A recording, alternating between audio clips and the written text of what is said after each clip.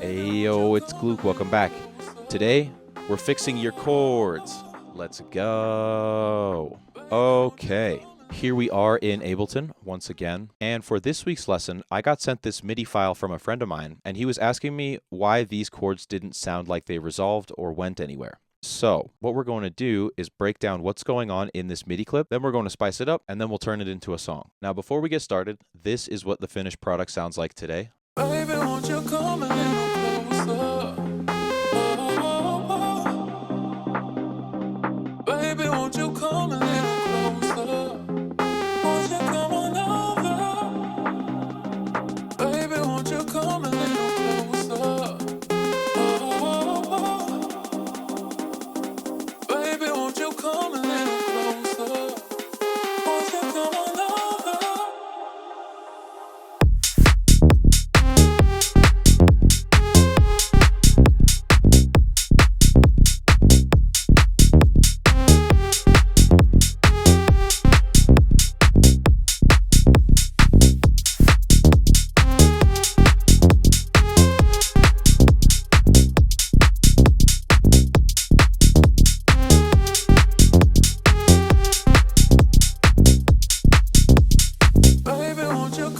To start off with, before we've even heard what it sounds like, if we look at these chords, there's only 3, and we usually tend to write music in groups of 4. So an easy way to fix that would be to take this third chord, duplicate, and now we have a full phrase of chords. Now I'm looking at the length of this, and this is about 30 seconds worth of chords. That's a really long time. So what I'm going to do is just push everything to the left, and then I'll hit legato.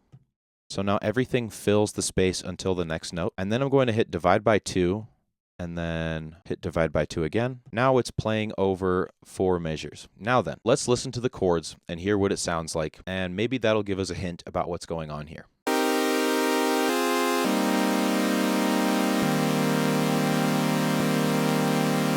Now we have to use our imagination because we've sped this chord progression up a lot, and that's because I don't want to listen to 30 seconds of chords every single time. I want to make sure that the chords all work together. So that's kind of why it sounds like this second chord is like jumping out at us a little bit. But he is right that these chords don't really feel like they're going anywhere. So what we can do is take a look in the MIDI and let's see what's going on under the hood. The first thing that I notice is that if I move this down an octave, we now have the same chord 3 times in a row. And in fact, if I take this chord and I highlight these top 3 and move them down an octave, we now have the same chord 4 times in a row. So essentially what's going on here is that even though we think we're playing different notes because they're in different octaves, if we're playing the same notes every single time, it's just going to be one chord the whole time. It's not going to change how it sounds or feels. In order to fix this, we're going to need to take it apart and then put it back together. What I'm going to do first is get rid of this second chord, and I'm going to use this chord as our second chord instead. Now I'll move this down an octave, and if I move this up an octave, we can see that this turns into F minor. What we're really trying to do here is boil all of the chords down to their simplest format, so that way the changes are really obvious to us, like we should be playing different notes each time. So I'll go ahead and drop that down an octave, and what I'm seeing here is that this, if I drop it down, is a C minor 7 chord, which on its own is a very nice chord. But if it doesn't go anywhere, then we kind of don't know what to do with it. What we can do instead is for this first chord, I'm going to get rid of this top one. So that way we start out here. Now, because the first chord was C minor, we can assume that we're writing in C minor. So now we have our first 2 chords.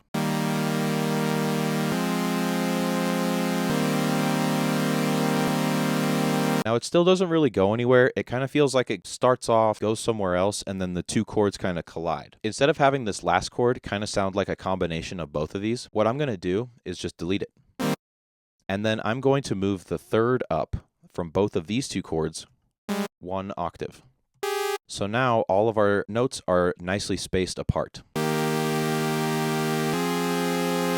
Now this is starting to sound like a chord progression. Where we want to go from this second chord is up to us. I kind of hear it going down. And since this is F minor, I think resolving to C minor would probably sound good.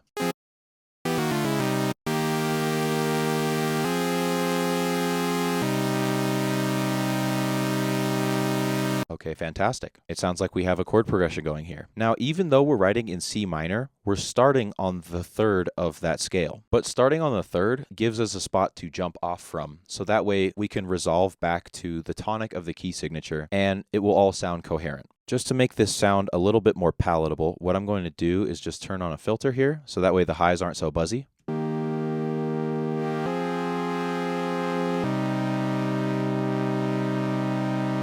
And we can really start to hear the harmonic motion being developed in this chord progression. Now, this video is about voice leading. I've done videos on voice leading before, but I thought that this video would be special because we're actually working with a real-world example of someone who is struggling with voice leading and chords in general. So hopefully some of the mistakes that are being made here are similar to what you're experiencing, and this will help. But the basic idea is that back in the day when people wrote music on paper, not laptops, there would be singers. And so normally you would have 4 singers, a soprano, an alto, tenor, and then a bass. And you can think of those as 4 separate melodies. That sounds confusing, but watch what I'm going to do here. Let's assume that this top line here, this one, and this one, are all sung by our second highest guy. I can't remember if it's alto or tenor, but this is one of our singers, is singing this note, and then this note.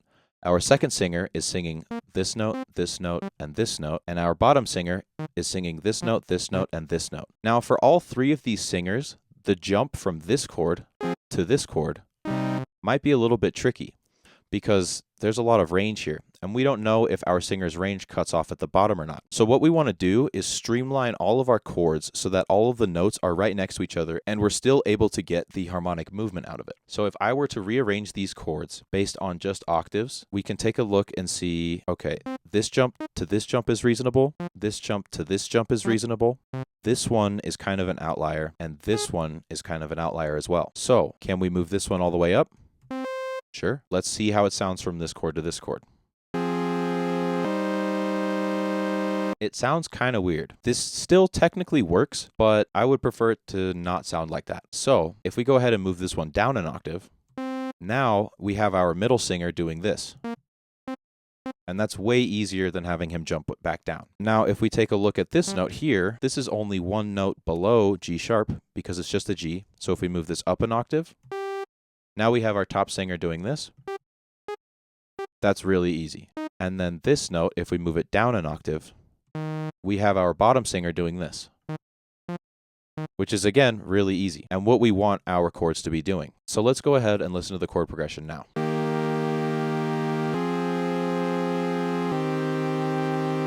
It's getting there. This third chord, I definitely want it to feel lower than the second chord. And so this voice leading is almost too efficient. But what we can do is take this bottom line, duplicate it, drop it an octave, and then let's go ahead and change this note back down to a C.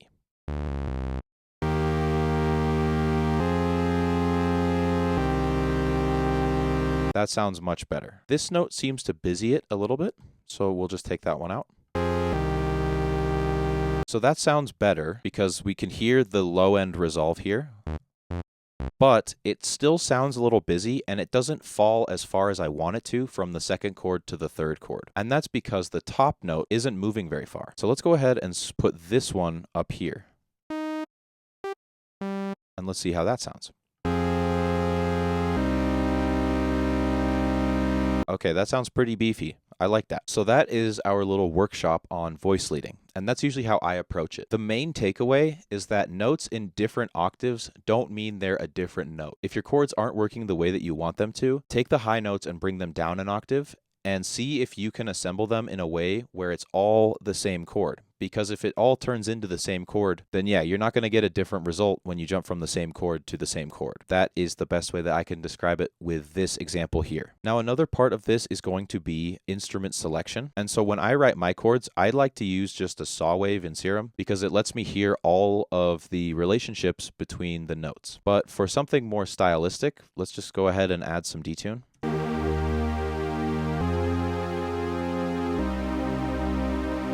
So let's go ahead and write in the drums, and then we'll have something to build off of rhythmically, as well as having our chords already laid out. Okay, so I added some drums, and they're real simple. This is what it sounds like now.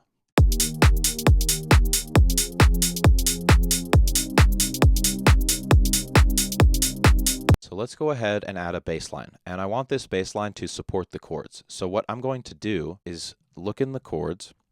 I'll take these 3 notes and I will copy them over into a new MIDI clip on our bass channel. And then what I'll do is I'll shrink them all down to dotted eighths and just have them do the classic house thing. Now we have our bass line. Now we'll have to make a bass sound for it.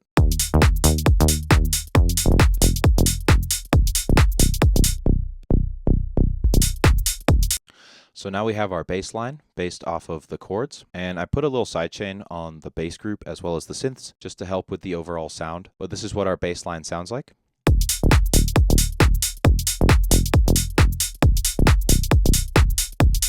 Now what stands out to me in terms of voice leading is that this C is so low that it kind of sounds just like a fart, like it doesn't sound that good. But if we add other notes into this pattern, it's going to take away from the fart noise and give us more to listen to. I'm going to add some notes. And then let's use this rhythm on these other 2 notes here.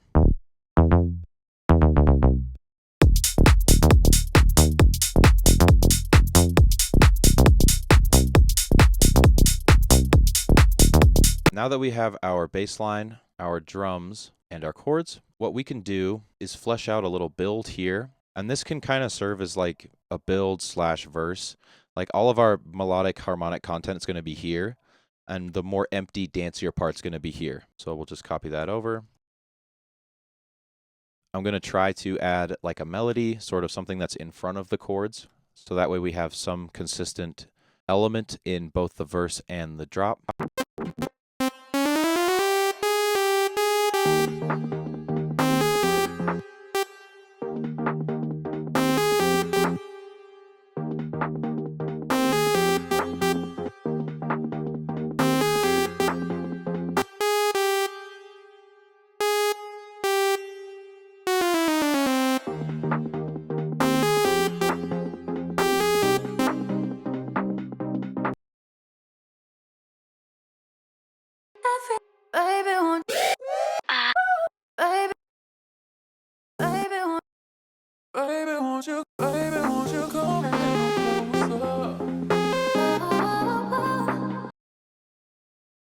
Okay, so here is what our loop sounds like now. Baby, won't you come a little closer? Baby, won't you come a little closer? Won't you come on over? Baby, won't you come a little closer? Baby, won't you come a little closer? Won't you come on over?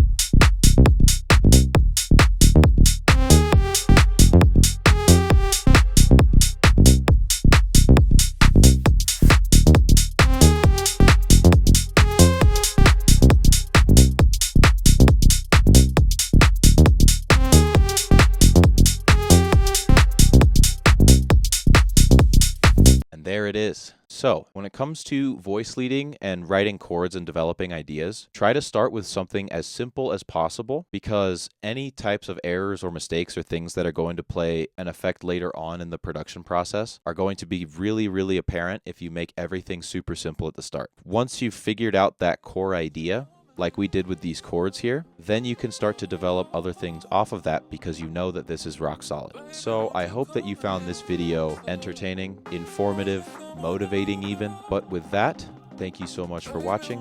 Be sure to like and subscribe, bro. As always, this project file will be available on my Patreon, as well as all of the other project files I make on this channel. So go ahead and check those out. It really helps me out when you sub there, so appreciate it, and we'll see ya in the next one.